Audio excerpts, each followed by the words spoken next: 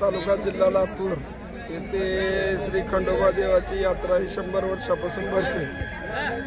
इथे आमच्या इथे संभाजी पहिलवान त्यांच्या नावाने ही कुस्त्या केल्या जातात।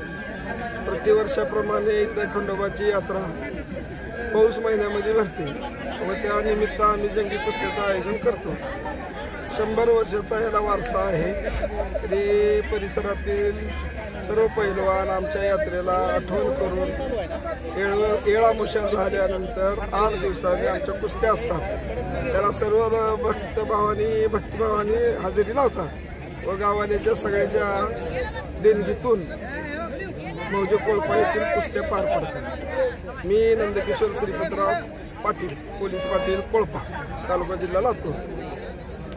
मौजे कोळपा, तालुका जिल्हा लातूर येथे गेली 100 वर्षापासून श्री क्षेत्र खंडोबा देवस्थान याच्या निमित्ताने येथे यात्रा भरते व 2 ते 3 दिवसाच्या या यात्रेच्या दरम्यान येथे जंगी कुस्त्याचं सुद्धा आयोजन करून या सांस्कृतिक आणि पारंपरिक आणि मैदानी खेळाचं येथे चांगल्या प्रकारे संगोपन आणि संवर्धनासाठी या कुस्त्या आधारित आहेत।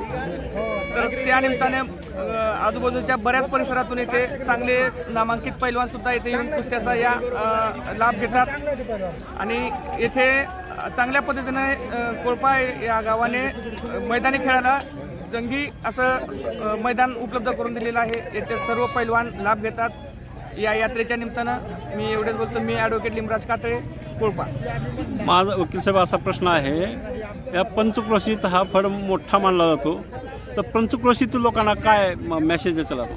पंचक्रोशीतील लोकांना माझं एकच हे असेल की बाबा तुम्ही दरवर्षीप्रमाणे याही वर्षी पंचक्रोशीतील बरेच लोक या खेळासाठी सहभागी झालेले आहेत। इथून पुढेही या मैदानी खेळाला जसं या काळामध्ये मैदानी खेळ बुडत चाललेले आहेत, परंतु या निमित्ताने मैदानी खेळात संधी उपलब्ध झालेली आहे।